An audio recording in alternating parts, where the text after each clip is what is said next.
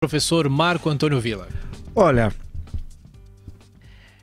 há uma enorme insatisfação com os rumos que o país está passando tal, né?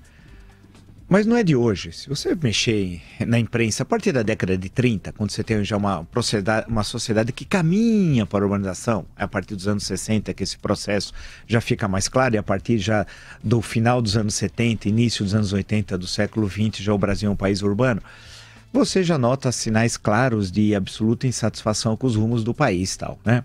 Então há muita insatisfação, disputa, mas o Brasil encontrava caminhos, o Brasil crescia, né?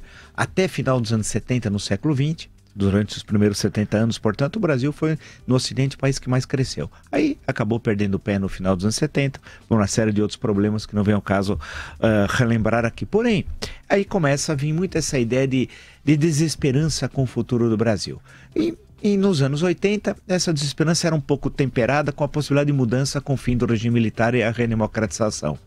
Algo que acabou não ocorrendo. No final da mesma década, a desesperança foi temperada com a possibilidade de mudança aí com a primeira eleição direta para presidente, que acabou em 1989, sendo uma frustração já no início da década de 90 com o processo de impeachment em relação ao presidente Fernando Collor. Aí passamos a década de 90, veio o Plano Real, a estabilização da economia, mas não teve crescimento econômico, nem um crescimento econômico significativo e nem um enfrentamento dos graves problemas sociais do Brasil. Mas havia uma certa esperança que após a estabilização, iniciaríamos um século XXI e seria uma maravilha, o país cresceria e tal.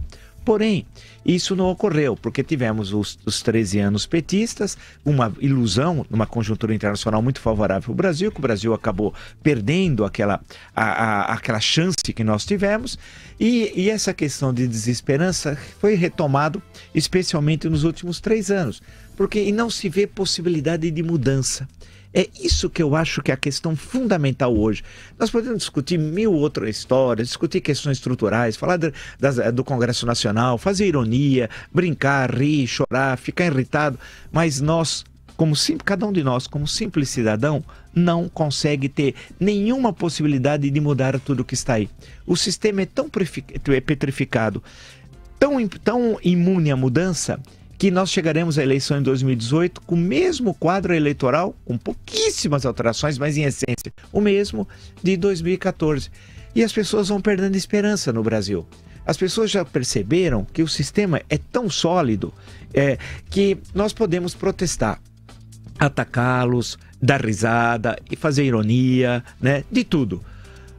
Mas se fosse numa peça de teatro, os atores ficariam incomodados e pediriam o silêncio do público ou pediriam até a participação do público numa peça de teatro. Mas nós não estamos numa peça de teatro que há essa interação do espectador com os atores. Não, nós estamos no cinema e o cinema nos impõe o que o filme já está pronto. E cabe a nós pagarmos as entradas, que são os nossos impostos, pagamos tudo direitinho, assistir de forma muito comportada, podemos até vaiar, a Constituição dá o direito à vaia, ao aplauso, mas nós não mudamos nada do filme, nada. Ou seja, nós estamos condenados a viver num país que é uma república de bananas.